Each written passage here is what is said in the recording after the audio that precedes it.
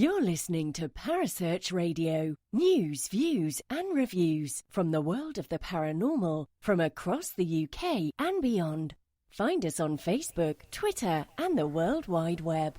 The views and opinions expressed by presenters and guests are their own and do not necessarily reflect the official policy or position of Parasearch Radio or their affiliates and sponsors. Listener discretion is advised. And a very hello Wednesday to everyone tuning in for what is actually going to be the penultimate Haunted Histories on Parasearch Radio. I'm sure you all heard the sad news earlier a couple of days ago from Kerry that Parasearch Radio is going to cease to broadcast as of the 28th of February next week. But do watch this space. You're still going to be able to get hold of all of the shows that we did if you go over to YouTube, but there won't be any more new content after, the 28th next week. So if you've liked what you've heard and you want to listen to more, you're afraid there won't be any. You'll have to find out what all the presenters are up to once they've left Parasearch, really. So I'm sorry to start it off with some sad news. Hi, Corinne. Yeah, I'm sorry to start the show off with some sad news, but hey ho, it's the way it goes. But I think thanks have to go to Paul Rook and Richard Clements, both of whom set up Parasearch, and the latter, Richard, was the one who discovered me and set forth a torrent of, historical presenting lunacy, I suppose is the only word. But also a big thanks to our former evil but not so evil queen, she's not former yet, is she? Not until after the 28th, Kerry Greenaway. I'm sure you'll all agree that you may not realise how much work that amazing redhead has been doing behind the scenes, but without her, the station probably would have collapsed a long, long time ago. So I think a big thanks go to her and the boys for running it. Richard, did you hear me say nice things about you just then, before you clicked into the chat room? There you go. I hope I've got someone crying. Someone's got to cry at some point, haven't they? Really? But maybe that'll be next week I start crying. But anyway, this week, hi SJ. This week, before I go on, Richard, could you share the link to the Parasearch page, please? Because I can't get into it at the moment. And we need to let people know there's a haunted history show going at the moment. So please, could you share the link for me, Richard? Thank you. Hopefully he'll hear that because he's in the chat room and he should be listening because he's got to insult me about something at some point during the show. As we're going to be live for the next hour. And my guest is the one who taught me how to make Chinese seaweed. It's that one. The wonderful Mr. Christopher Chell. Hello, how you doing? Right, how you doing, boyo? I'm all right, my love. How are you? Them introductions always embarrass me. Well, I kept it reasonable. I didn't mention anything about you start to take me to bed. I didn't mention anything. And I didn't mention that my mum loves you because of your sense of humour. Oh, everyone's mum loves me, yeah. She started to realise why I hang around with the people I hang around with. Because they're funny. Weirdos, yeah. Actually, I better quantify that just in case Chris's other half is actually listening to this in another room. Chris got a copy of my new book, A Haunted Experiment, and he basically said it was my book he was taking to bed, not me personally, because I think Ben would probably raise a few eyebrows if I suddenly appeared under your duvet. But yes, it was my book, and apparently you're enjoying it, aren't you, Mr. C? I am enjoying it, yeah. I just wish I had more available time to read, of course, but it's so far so good. I'm halfway through it, Penny, and I'm really enjoying it so far. So, as you know, I've recommended it as well to a few people, haven't I? I know. Yes, you have. You have. All shared their purchases as well. So brilliant. I know. Everyone should buy Penny's book. It's amazing. Do enjoy it. Thank you. A lot. Thank you. And also, as well as said, didn't you? It's not only teaching me a little bit about the history of investigating. teaching me some new words as well from my vocabulary. A lot of words in there, aren't you? I know. I like my. Well, I do actually temper it down a bit. Some of the words that I use, but there are certain words that, I mean, what were we talking about earlier? And I used the word sentient, as in a sentient being. I mean, I do think some of these words are so cool. They've got to be featured. I'm one of my. I've got to get into something I write. The word soporific at some point, because that is my favourite word. Soporific. You're going to have to explain that one to me. Soporific. Soporific. When something sends you to sleep, something is soporific. It's sleep inducing. Oh, right, okay. So you might say like Enya's music is soporific because you can like doze off listening to it because it's so calm and peaceful and yeah. Or certain people. This is like when I'm driving, so I hope not. Oh, crumbs. No, that's why I've got AC/DC and all that blasting out when I'm driving. But when I'm driving through Wales on my way to certain locations, though, I do like a bit of Enya. Especially when you mountains with a bit of mist, you know, it's all very magical. It is. I can't drive to that. That would send me to sleep. There was not enough like Red Bull in the world to keep me awake when I'm driving at night if I was listening to something like Enya. But we're actually going to be meeting for the first time next week, aren't we, dude? Yeah, we're having a go, aren't we? We're going to go in the dark. So I'm going to pick you up from the hotel. And we're going to go. After what we were talking about, this is going to sound so bad. I shall collect you from the reception of the hotel, and we're going to go to a very another hotel location, aren't we? Another hotel, yeah, but this one's not so cozy, is it? This one. No, well, I'm looking forward to finding out how uncosy it is because you have told me that there's a room in this that affects women really badly, and you're not going to tell me not which just room. A room, a corridor. Oh, it's a corridor. Okay, and you're going to dump me in it and not tell me that you put me in there and see what happens before the guests arrive. I'm not even going to tell you what corridor it is. We're just going to see what we get, aren't we? Unless, of course, you want to know your haunted history. And then, of course, I can let you know. No, let me know afterwards. But no, it's going to be interesting. Actually, Richard Clements have just said soporific, like listening to haunted histories. Cheeky bugger. That's exactly what I was going to say. I was actually going to say something a bit ruder than that. Clements, have you shared it out on Parasearch for me, please? Thank you. Oh, he has shared it. He knew I was coming in with that next. He just knew. He's known me for too long. He is the man who discovered me, though, Chris. He is. Well done, him. She's an absolute legend. She's a star. Oh, thanks. I know. Well, though, Anya, everyone loves you. They know you on Facebook as well. You're not one of those people on the radio that's just, not that anyone else does, but you know, you're out there as well, aren't you? You're socialising. I try to be. Yeah. I try to be. I think you know, making yourself personable makes it so much more fun and pleasurable for everyone. Go again with the words, but yeah, that's right. Which one? Personable, pleasurable?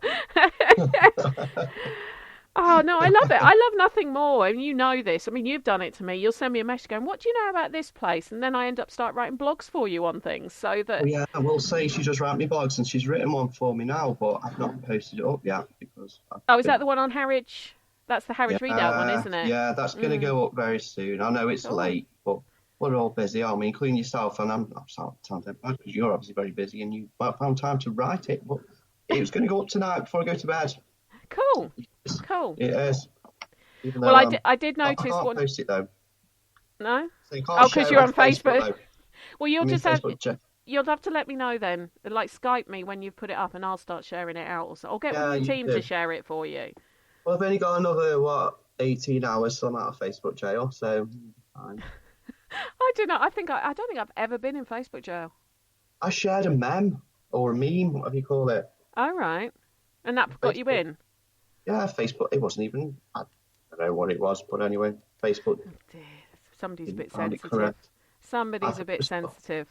I thought it was funny. I must admit, I found things funny, and I'm of the opinion, unless it is abusive, like to children or animals, and they're thinking that's funny, I just scroll on by. If I don't find a joke amusing, scroll on by. It was a paranormal based thing, you know. It wasn't anything of any. It was just about ghosts. But someone didn't like it. So someone who follows someone who runs a paranormal events company didn't like a joke about the paranormal. That's a bit worrying. Isn't it? But anyway, it is what it is. But it's the Leopard Inn. It's the Leopard Inn in Burslem that I'm going to be doing with you guys next Friday. Are there tickets still available? Yeah, there is tickets still available. So yeah, definitely go on the website. I won't plug it just yet, but no, it's all right. You plug away. All right. Oh, I didn't want to be so rude, but yeah, that's all right. www. haunted-houses.co.uk. Priced at £45 per person for the Leopard Inn, and it runs 9 till 2. Brilliant. Okay. Lots of other dates, so lots of dates going, guys.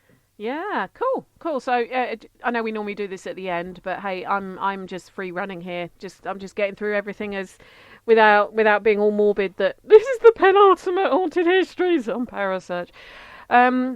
So what were we talking about? Right. So we're going to be meeting for the first time next Friday properly, and we're going to be doing the Leopard Inn. But that's not what we're talking about tonight, is it? We're talking about somewhere in Wales tonight. We are. We're talking about a venue which, when I know I'm going, because I've been lots of times, when I know that's where I'm going that day, it's mixed emotions, you see.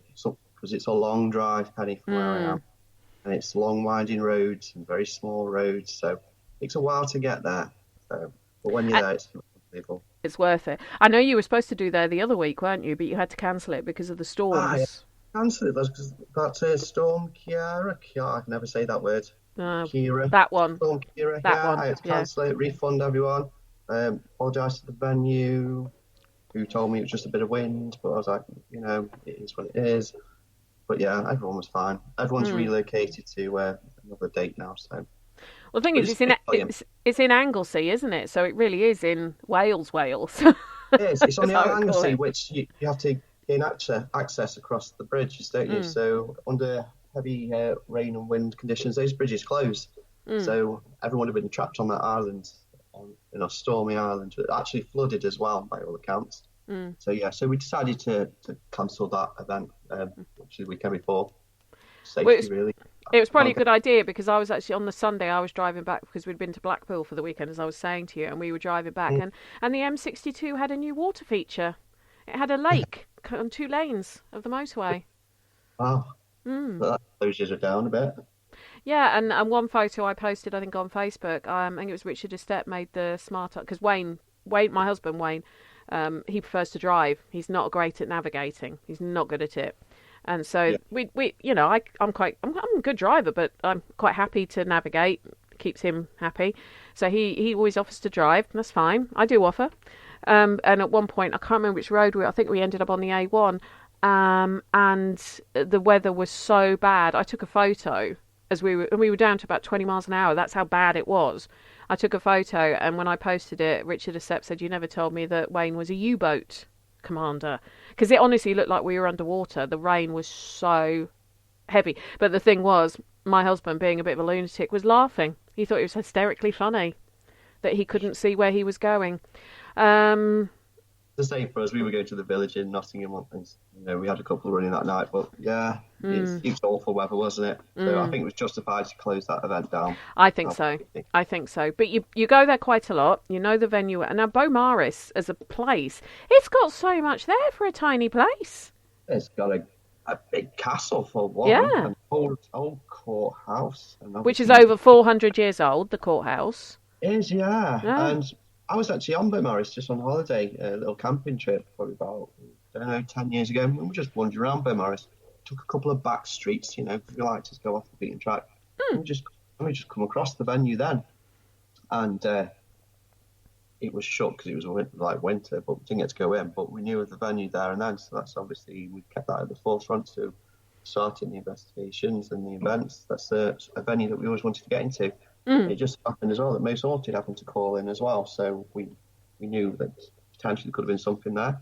But it's a really good place, so whatever's on your list will go on with, I think.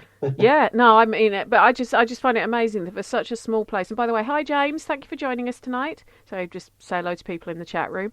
I found it so amazing that for such a small place, it had so much stuff there. So you've got a huge castle.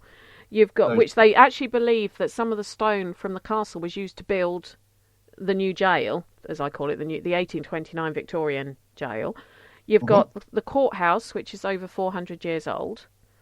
And they sit in this tiny little place. And I was quite blown away. I think, I mean, being a history nerd, going off the beaten track to find things is one of my favourite things to do. And so far, I've not walked into too many dodgy places by doing that.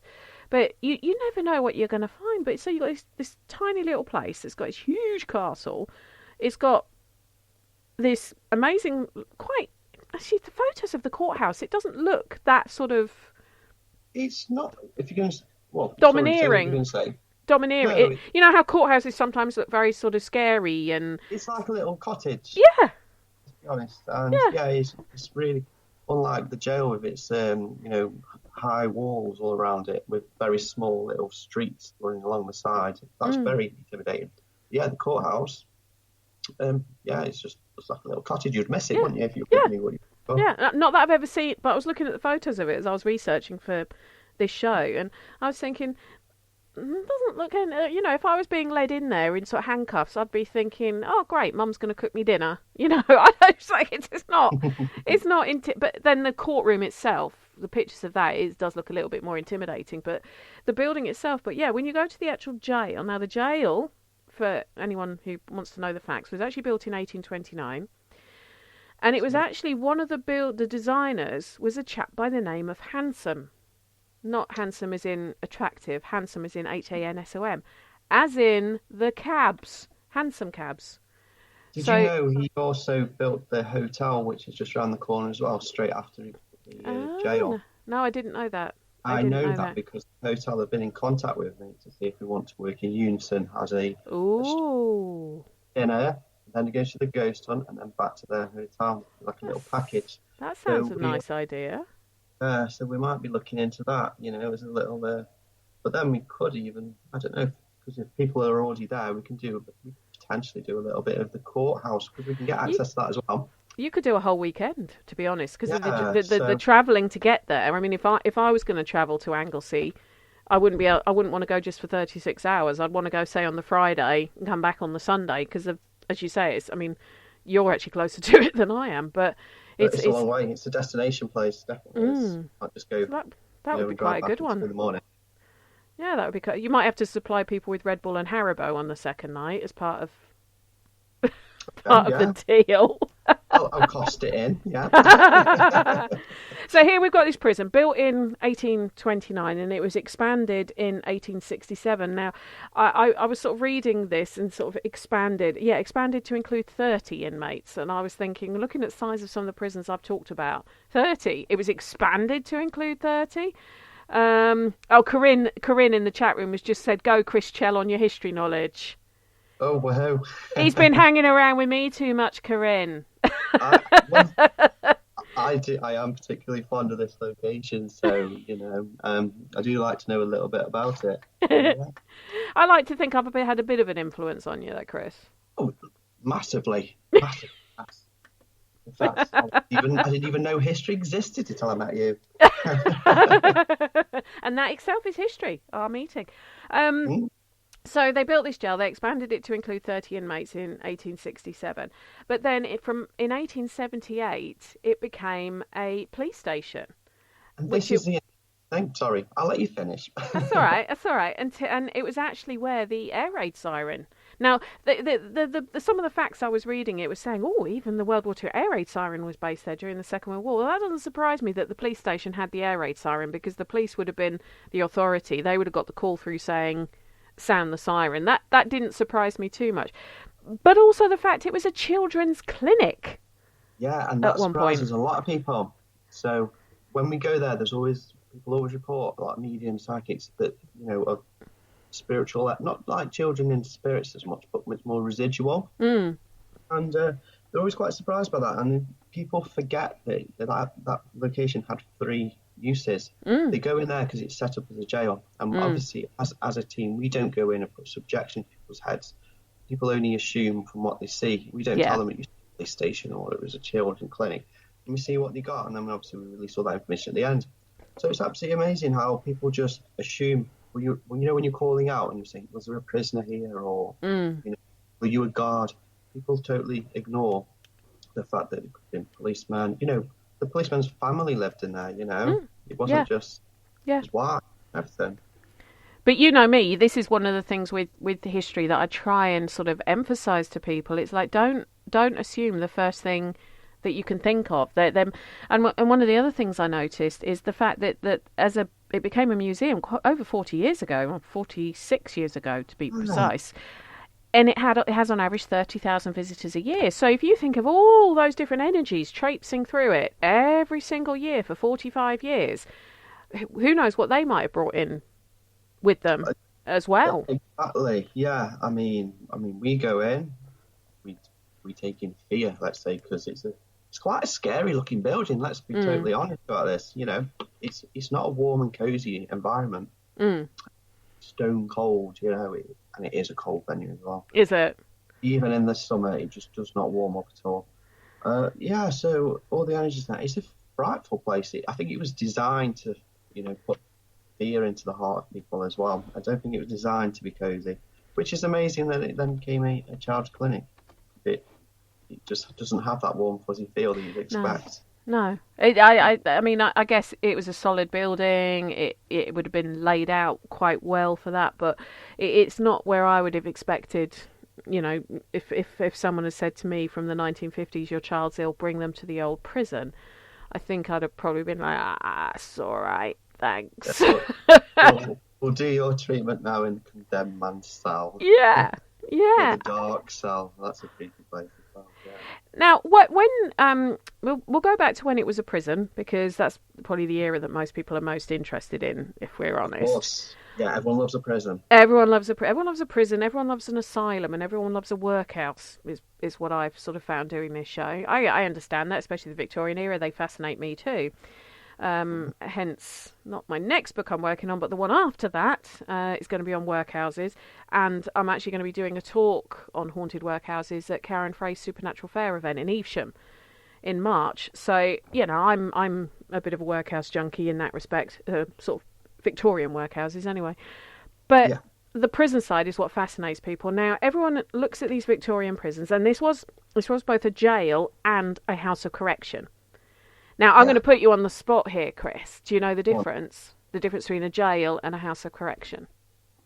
Right, let's have let's hazard a guess. Go on. I'm going to say a jail was obviously where they used to keep people just locked away until the time had appeared for them to leave. House of correction might be where the punishments were taking place, so it was a corrective measure. Close. I don't know, I'm guessing. Close. The easiest way, the way I sort of explain it, is the house of correction was more for people who did silly things, like little things, like smaller crimes. Drunks, prostitutes, sort of things like drunks, prostitutes, things that were classed more as social crime, and would probably only have carried like a 2-year sentence max. Well, that makes sense then, because they have got those cells, you know, that drunk cell and everything there. There you go. They're all laid out. The jail. Well, actually, I'll let you in. Have you ever been to Chelmsford, my city, where I live? I've never been to Essex. No. You've never been? No. I'll have a word with the owners of Essex, and I'll make sure they stamp your visa, okay? Yeah, I mean, let me in. They'll let you. I'll you know, special privileges and all that. I'll make sure they let you in. Actually, we do events in Essex. You do. You just started doing Harwich, haven't you? Doing Harwich Readout. Yeah, we've just done that last weekend, and you got Kelvedon Hatch coming up again. Yeah, I've done that as well already before, but I've not personally been. I just pay the bills. You need to come to Essex. It's not as bad as it seems. Anyway, the point I was going to make is anyone listening who knows Chelmsford, there's in Chelmsford the sort of like the shopping. It's not a high street because it's pedestrianised, but you know what I mean. There's a big Marks and Spencers, and actually where that Marks and Spencers was where the Chelmsford House of Correction was, because we actually had both a House of Correction and then a separate building. In fact, the jail is still in Chelmsford. What was the Victorian? There was a jail preceding the Victorian jail that we currently have, but I can't think I think it's Cat B, our jail, our prison in Chelmsford. But the house, so the House of Correction. You would a lot of the sort of bigger towns and cities would have both House of Correction and a jail, because the jail would be where your hardened criminals, you know, the ones who stole a loaf of bread, those kind of ones went, and your murderers and, you know, the shits of society. And then in the House of Corrections would be pretty more women there, but they also sometimes used to use them as the debtors' prisons as well. It's funny because the Beaumaris Gaol, a lot of people report a more feminine energy in there than the masculine. Probably, yeah. So, I mean, things like prostitution, being drunk and disorderly, begging was another big no-no. And I mean, I did actually find, talking about begging, I found this article, and I can't remember where I wrote down the date. It was when it was a house of correction and a prison, and a couple of vagrants. And any terminology I use that people don't like, please do not judge me. This is terminology of the time. But apparently these vagrants, in the workhouses, vagrants, excuse me, i.e. tramps, i.e. people who kind of just travelled around, where they could go to the workhouse for 24 hours, get a bed, some food, and they would just literally get locked in like these. They looked a bit like cells, but they weren't cells, and they would break rocks for 12 hours. Then they would get a bed and food and a bath, and then they would walk off to their next place. They've got some. When I went to that, it's also in North Wales. I can't even say its name, Penny, but Llanfillin. Yeah, that's the one. They've got them at Ripon, the Workhouse Museum in Ripon, and there was a show that we shall not name who went in there and said, "Oh, look, these are where the prisoners were kept. These are the cells the prisoners were kept in." And there's me shouting at the television, going, "No, they were the vagrant cells. There's a difference." But yeah, so they'd literally be put in, a lot of them, not all of them. I think Southwell in Nottingham was a bit different, the way they dealt with them, but the vagrants would get 24 hours in these places, some 48 hours, but predominantly 24. But anyway, so these vagrants had been at the workhouse that was near to, it wasn't in Beaumaris, it was nearby, and they'd decided that they didn't want to wear clothes anymore. And so they were arrested for being basically stark naked in public. We've all done it, haven't we? Speak for yourself, dude. And they were put into prison. And they were put into Beaumaris, House of Correction, because of the fact they were wandering around with no clothes on until they decided to put clothes on, and then a couple of weeks later they were let out again.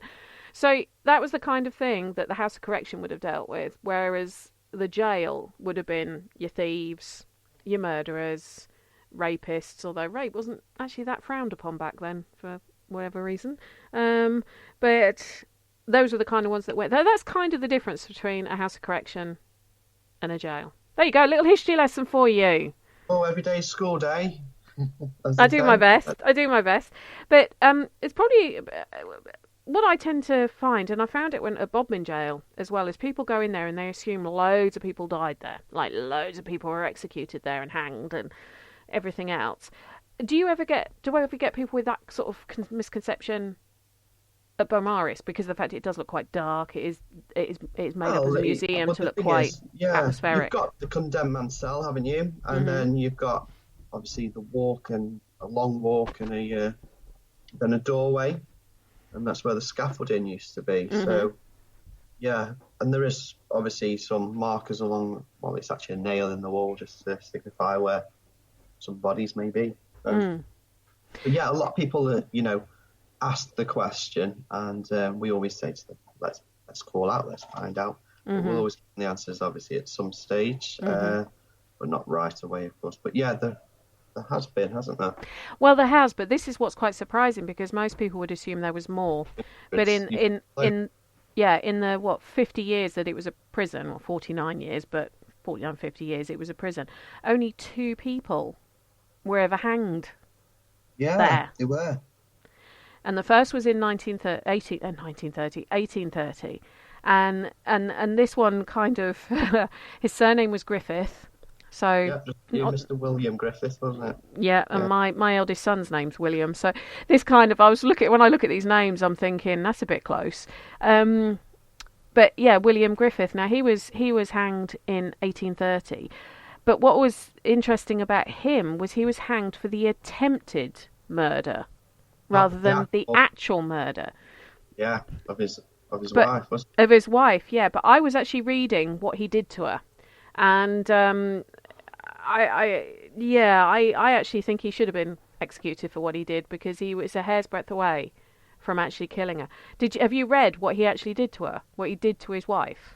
I haven't yet, because all the information is on the wall, but I haven't delved into it yet, because I'm not yet finished with the building. You know what I mean by that? Do you want to know? Do you want to know what he actually did? I read this in an actual newspaper report from the Court Record newspaper. Right. I don't tend to. I read up on old newspaper reports from the time, those kind of things, like government reports, newspaper reports. So you're getting verbatim what was documented. Yep. Now, what was interesting about the case of William, and we're going to see if you've ever contacted him. or if he's come through, was because of the fact that he hadn't actually killed his wife, but he was sentenced to death for the attempted murder. And when I tell you what he actually did, people listening might go, well, bloody hell, he was lucky he wasn't actually skinned alive. They couldn't get an executioner local. They couldn't get any tradespeople local to build the scaffold for them. They had to get them in from outside the area because nobody local would do it, because they refused to condone his execution because he didn't kill her. And they actually had to get in an executioner from Chester to actually do the execution, because and they had to get tradespeople in from outside the area because nobody would deal with it. However, what he actually did was he pushed his way into the house. I think him and his wife were kind of quasi-separated. Yep. And he pushed his way in, and when he was sort of caught, they found his wife, her head underneath the fire grate, covered in hot coals. She was still alive, barely, but still alive. He'd tried to strangle her, and he'd forced a big stick down her throat. Oh, God. That's excessive, that, isn't it? Just a little bit. No, I didn't know any of that at all. Yeah. That's in the actual newspaper. I'm not got this off Wikipedia or anything like this. This was actually the newspaper report of the time, of the journalist who was covering the court case. Now, there's still a lot of people who think he was innocent, who think he shouldn't have been executed and all those kind of things. But then I just think they could hang you for stealing a loaf of bread. As they did, children and adults and women and men. Yeah.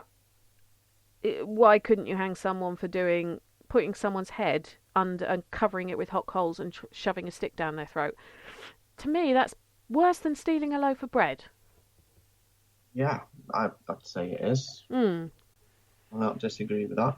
Pretty awful, really, all that. That's torture, isn't it, surely? Yep. Torturing somebody, that's scarring someone mentally for life. Yeah. I mean, I'm amazed she survived in 1830 to survive those kind of injuries. Apparently she was incredibly badly burned. No shit, Sherlock. But yeah, he tried to strangle her and shoved a stick down her throat. Now, have any names come through when you've been doing sort of, I mean, I presume you do spirit box work, you do Ovilus, that kind of EVPs. Has anything come through which might link to this, nasty piece of work?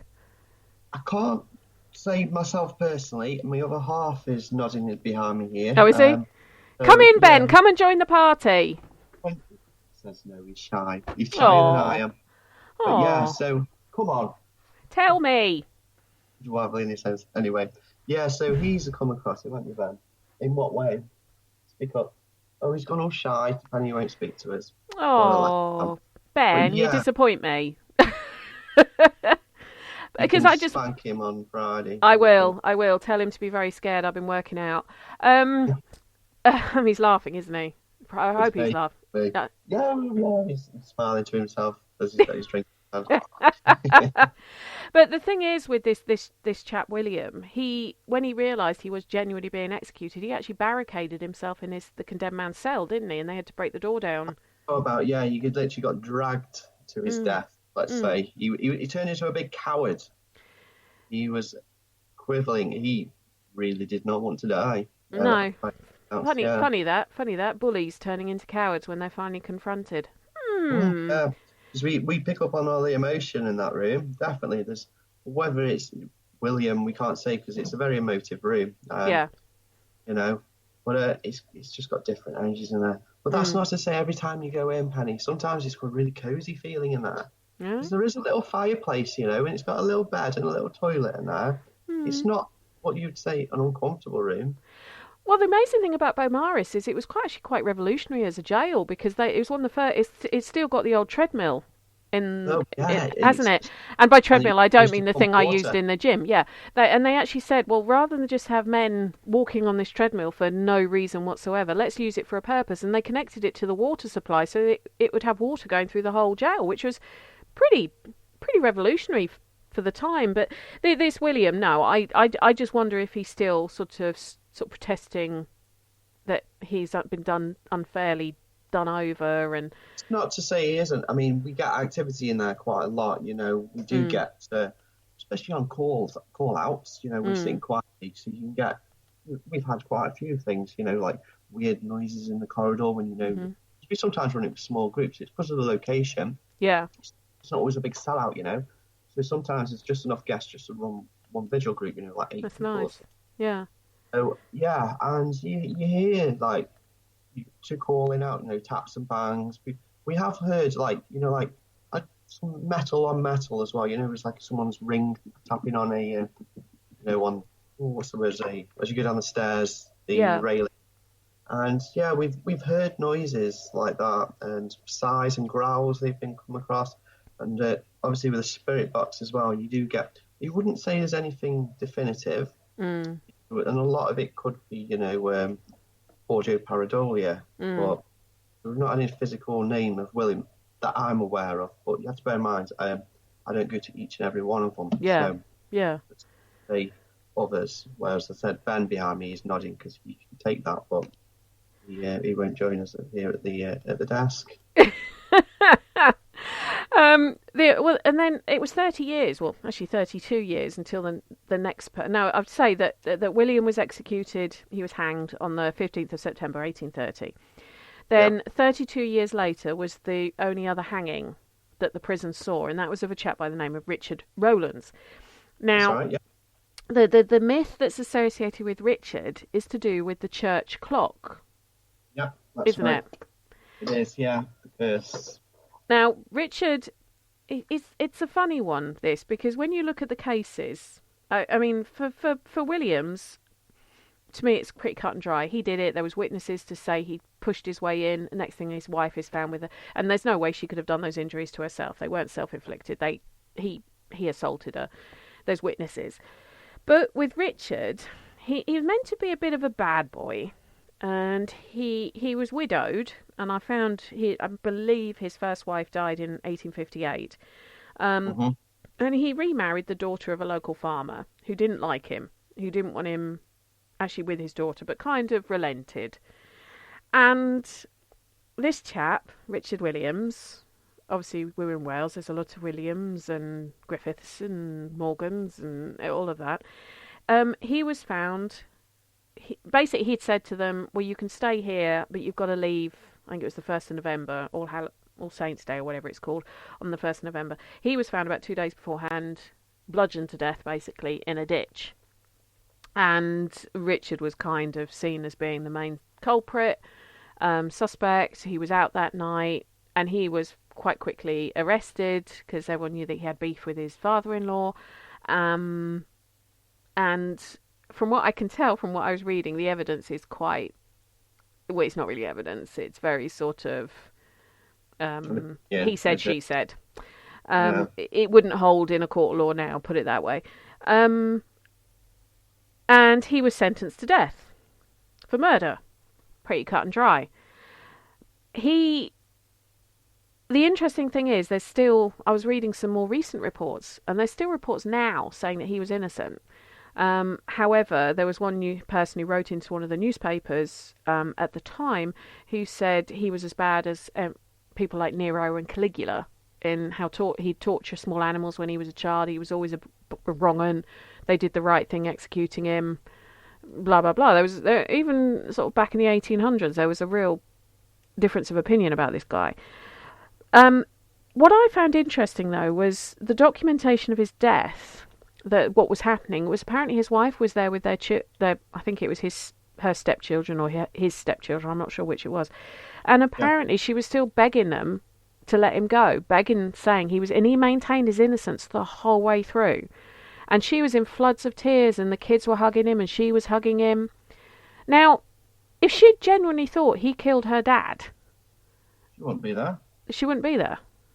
Now, I find that quite an interesting one from a personal perspective.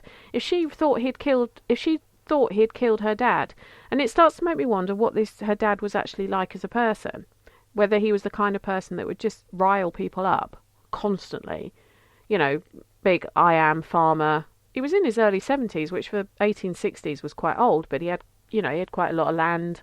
I just wonder if he was a bit of an arsehole and he had made quite a few enemies, and Richard wasn't the only one. That's my gut feeling on it. However, so I'd actually be quite interested in seeing if I could contact Richard if I was there to find out if I'm correct. Well, you should come and join us one time. Yeah? I might take you up on that. Nice weekend away in Anglesey. But the main thing about him is that he's meant to have cursed. The myth is that he, on the gallows, said, if I'm innocent, or words to this effect, if I'm innocent, that church is never going to show the right time ever again. Yeah, that's what is supposedly said, isn't it? Yeah. But the church clock hasn't shown the right time ever since. It's not. It's all four faces are all there. Yeah. However, I read the transcript and he never said anything on the gallows. Yeah. That's supposed always the question to be. I mean, what gives someone the power to create a curse, you know? Yeah. Or could it have been someone who thought he was innocent, did it, like manipulated the clock somehow, and then started spreading the rumour? You know, or it could have been, you know, it's like Chesterfield's with the crooked spire. They say that the devil did that, don't they? Yeah. Which the engineering fault. Yeah. You know what I mean? Yeah. It's just that was their way to explain to their children why the clock faces were always wrong. Yeah.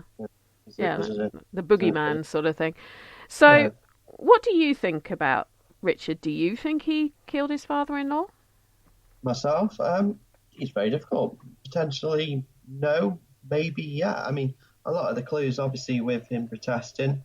You know, constantly, the whole way through. Strong protest. The fact that his other half-wife was there as well. Begging, pleading, making lots of noise. You know, intuitively, you think maybe he didn't, don't you? You know, those facts. And logically, just looking at those facts, you think maybe he didn't. They just needed to catch somebody, I think. And like you say, the farmer... He fitted. Yeah. It might have even been her, you know, it could have been. He could have had enough. Well, he said, he actually said he was in a ditch, he was drunk, he slipped and hit his head. But they were like, no, it was a hammer, he was bludgeoned, etc., etc.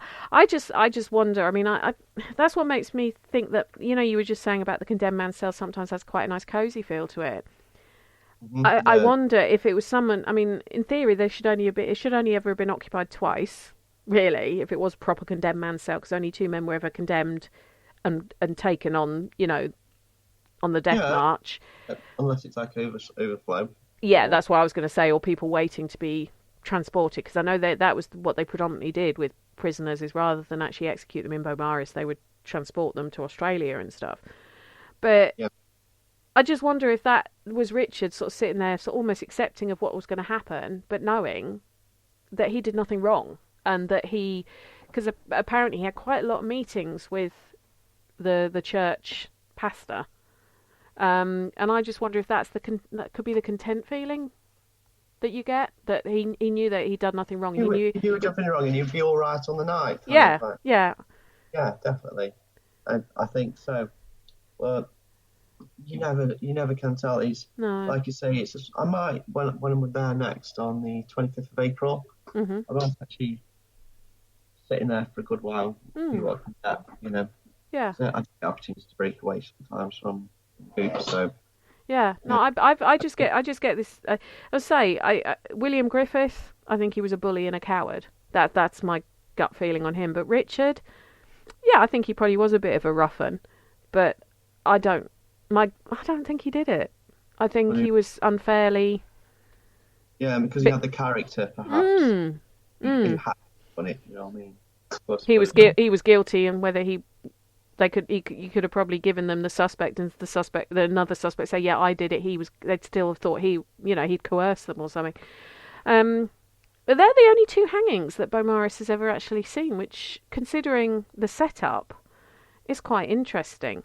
Now, but you might have gone elsewhere, you know. They would have done, yeah. They would have moved them to a bigger town or bigger city. But what sort of experiences do you have then when you're at Beaumaris? I mean, you mentioned the fact that footsteps in the corridors, metal clinking, which could be someone's keys on them, or it could even have been when it was a police station, the policemen walking about their own police station. We don't know.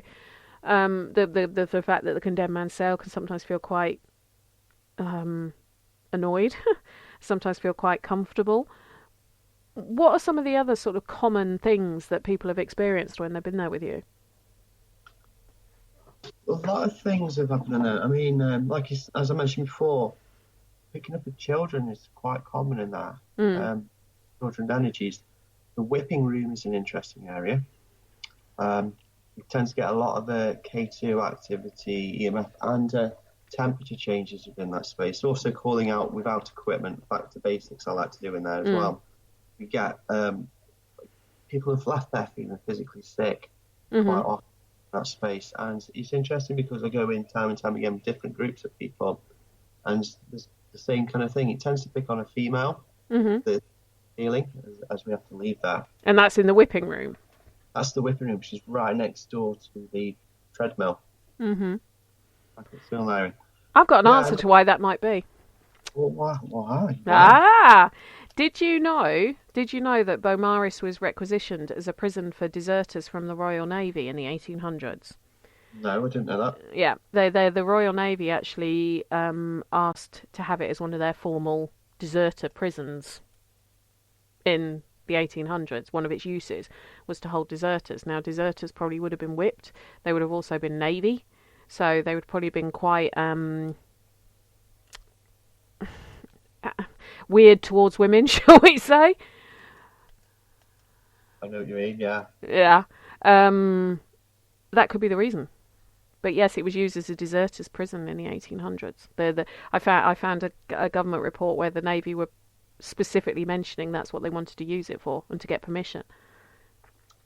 I'm with you. Yeah, another area as well we find it's set up like a chapel now. I don't know if it was. It's not an original. It's not original, no. It was. Yeah, it just was like a chapel now, and we've had quite a lot of shadows in there and cold temperatures coming through as well. Yeah. Now, physically seeing any spirits, or any apparitions, I can't say that I've had any reports that anyone has actually done that, but obviously we all know that's quite rare anyway. But audible, certainly, yes. Temperature changes, yes. Fluctuations and spikes of electronic equipment, definitely. Not had a massive amount of electronic police phenomena there. But I think possibly that could be the nature of the building, where if you are broken into two groups, there is a little noise chat, just because of the setup. Anyone who's investigated prison, there's always a slight little bit of noise contamination just because of the setup of them, the corridors and such. So EVPs don't tend to attempt too much because it's just going to be contaminated. Some of the minutest little noises, isn't it? So definitely, and of course, because we do all the Victoriana as well with the glass and the Ouija board work, because I guess enjoy doing those kind of things. They do get activity as well through there. A lot of issue with spelling, interestingly, though. There, we get movement, but not any, actual readable sentences or words that come through. Are you sure they're not being spelled in Welsh? Well, you say this because obviously it's based in Wales. A lot of our customers are from North Wales. So a large portion of the actual evening is actually conducted in North Wales. Well, okay. We have a team who are based in North Wales, so some of them can understand it and such. Okay. We purposely have that in place, so we have local regional teams for regional locations, because the clients prefer to be, working with people who understand their kind of cultures and stuff. Yeah, because that's one of the things about the courthouse that I found was it was quite bad in a way that they would conduct all the hearings in English, which was obviously those who were native Welsh speakers who maybe didn't speak English, which did happen. It's a very Welsh area. Yeah, it is, isn't it? It's where there's a lot of Welsh surnames and first names in that area. So like I say, we definitely do a lot of investigating in Welsh language. But no, still we're getting undecipherable words and such through Ouija boards. So maybe it's down to education, probably. Very probably.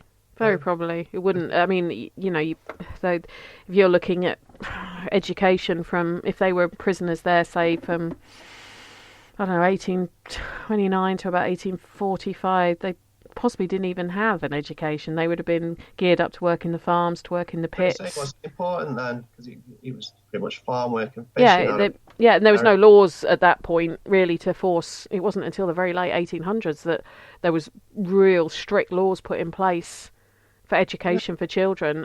In fact, that's one of the ironies about the workhouse, that the workhouse actually put these kind of education laws in place before general society did for the children. So they probably, a lot of them were illiterate. They could speak the language, the Little Welsh language, but they may not have been able to spell it. It rings true to the Ouija board that we get. Interesting. Interesting. Yeah. So do you do much sort of just almost bog standard EVP digital recording work then? Does that produce anything? Beaumaris, tend to not touch it too much, as I said, just because of I can't guarantee any contamination is not going to affect it. Right. With the electronic voice phenomena, EVP. That was the question, wasn't it? Yeah. So what's your favourite experience then been, or one, or let's do two. Your favourite experience at Beaumaris and your favourite story you've been told by a guest at Beaumaris. Okay, so favourite experience at Beaumaris, it tends to be just the feeling of the place, really, and activity-wise, it's like a lot of places hit and miss. I'd probably say it's a lot more hit. I mean, a lot more miss than it is hit. You've got to be in the right place at the wrong time, and I think you've got to catch the spirits in the right mood as well.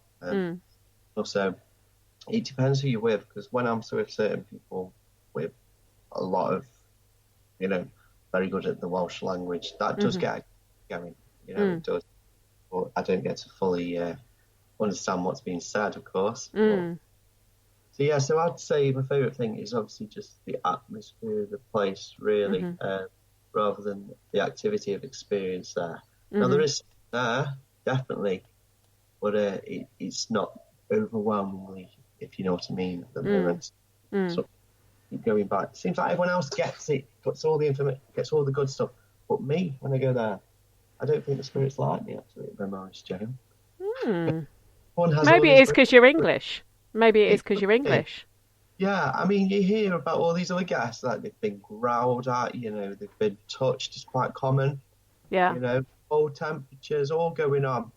But I just sit there and thinking, when's it going to happen to me? Beaumaris Jail. I think it could be because I'm English. It could be. It could be. Yeah, because there definitely was a lot of animosity, well, still is in certain parts of Wales, towards the English.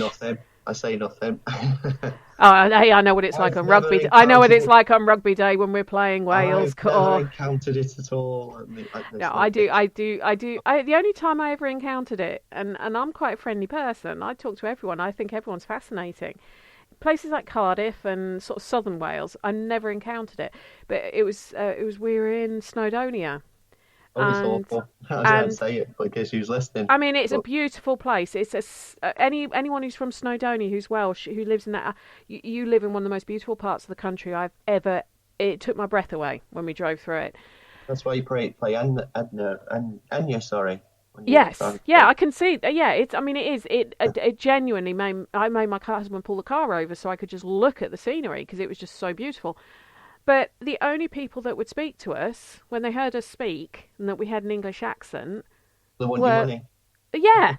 I mean, I remember there was a school group there and they were talking English until they heard us talking English and then they converted him to talking in Welsh. And I was just thinking, why? Why? We're spending money in your area. We're providing your area with money. Why? And we're being perfectly polite. I got out of the way for these little kids to walk past me and, all that kind of thing. Why be... And I didn't get it. And I was talking to someone back where we were staying and they said, oh, yeah, it's renowned for being like that. It is. I would say that, which is one of the reasons why I do have a local team, is because they are quite a tough crowd. Most on North Wales. So absolutely lovely people. But some of their names, particularly in in Anglesey, they've got where you have to roll your R to pronounce their names. Yeah, see, I can't roll my R's. I have that problem. I can't roll my R either. No. I mean, I can speak Spanish, but I can't roll my R's when I speak Spanish. Yeah, I can't, like when you say dog in Spanish, I can't roll for federal. It don't work. No. But, I mean, yeah, I can't roll my R's. So, I mean, the fact that I got 2 Welsh surnames as well, both my married and my maiden name are both Welsh, and yet you do all right though, don't you?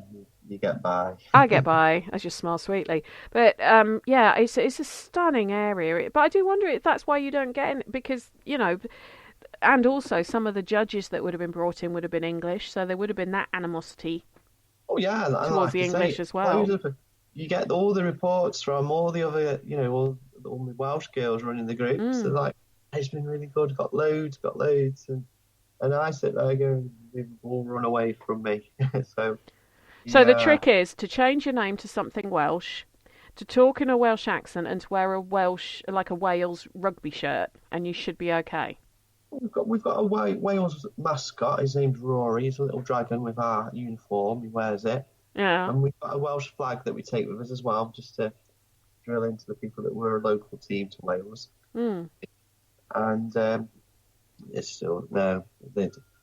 I can say I've had stuff, and you can tell that there's atmosphere there. But other people tend to have more stories than I do when I get to Beaumaris. But what's your favourite story that one of the team has told you?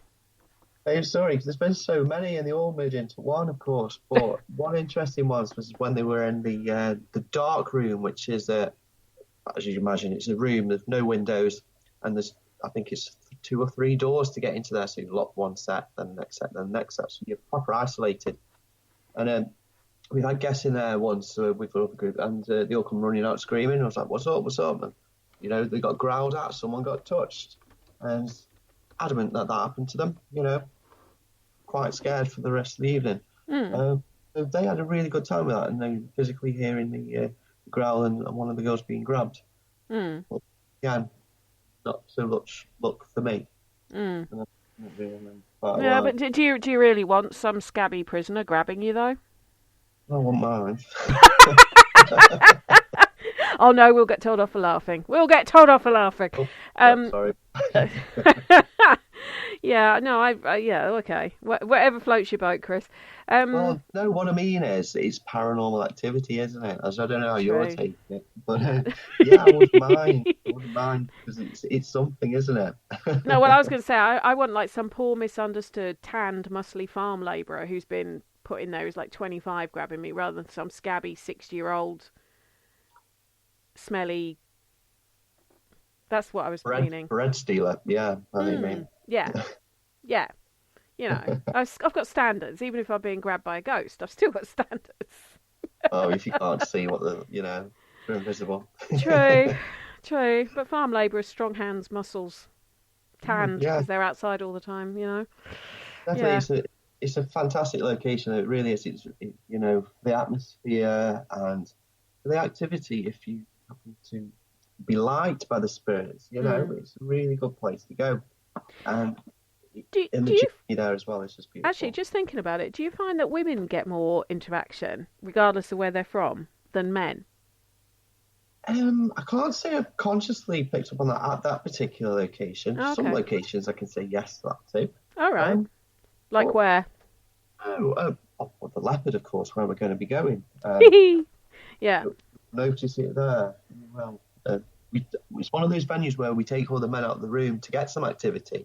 We've all been there, haven't we? I don't know. I've never really noticed it. I just wonder if it was a prison that they're going to be more like, well, women sort of thing. That's assuming it's the prisoners. I know what you're saying. I do know what you're saying, because it's like letting a load of loose women into a cell and they might not have seen them for a good number of years. Exactly.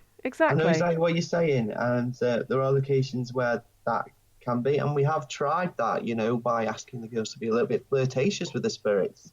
But again, I can't say it's brought any activity in by doing that. Interesting. That particular exercise. So it's a shame. It's like I say, we try it. Maybe again, it might happen when I'm not there. I might just scare them off. They see you as the bodyguard, so maybe you remind them of one of their jailers or something. you know what, though? I have the same issues when I go to Jedburgh Castle Jail as well, up in Scotland. It's one of my favourite locations. I absolutely love it. But that's another one that's on my to-do list. That's on my wish list to visit. Yeah, I must admit. Jedburgh seems more than me. Always, I think it's just, I don't know what have I done wrong. But yeah, maybe with the English accent, I don't know. They might be something like me. Who knows? Who knows? Well, thank you ever so much for being my guest tonight, Chris. Well, and I've had a ball. And Karen Besant has said it's a very interesting show. So thank you, Karen. She hanging around this year as well. Like, hello, Karen. Yeah, she's in the chat room at the moment. She was impressed by me getting you to learn some history. Team history, rah rah. Very good at drilling it into me as well. Everyone knows I like to go into a venue blind. I don't like to know about this, and this, where you two ladies do. And Karen's teaching me all these little techniques where you go in and know a bit of history and call out to set spirits. I'm like, it goes against my culture, But it's how you use it. It really is how you use it. I mean, people don't believe me. Corinne and I have had loads of conversations about this, as you can probably imagine. People don't believe me that I don't go in with preconceptions. It's actually the opposite. Because, sometimes knowing a little bit about a venue. So, like I was saying, these people who know that it was a prison but don't think, well, hang on, it's been a museum for 40-odd years. You think of all the 30,000 people a year who traipse through it. They're the sort of things that are going through my head when I'm interpreting stuff. But it's also sort of, if I'm asking a question, I'm going to go on gut feeling what I think the right question to ask is. So, I mean, my question might be, if I went in there, is what did your wife think about you working here as a jailer? That might be my question, which people will be going, why on earth are you asking that? Well, you don't know that it's William Griffith or Richard Rowlands who's here. It could just be some jailer who took the job because they were desperate for work because the farm they worked in collapsed. You've got to think out, and that's where I think I use my history sort of knowledge to come up with things. But it also helps when someone's having something happen and I can sort of think, well, hang on, that sounds like it's this period in history. So I'll start suggesting things to say that fit along that line. I know exactly what you're saying, yeah. And it's really good outlook and a really good thing to do. But I think it would spoil it if everyone had that depth of knowledge, because then possibly, it is hard not to go in with preconceptions. But I kind of, and I say Corinne will probably agree with me, when you've done so much reading, it's actually hard to visit a place and not know something straight away without even looking it up, because your knowledge is just so broad. Well, you looked up the leopard, haven't you, as well?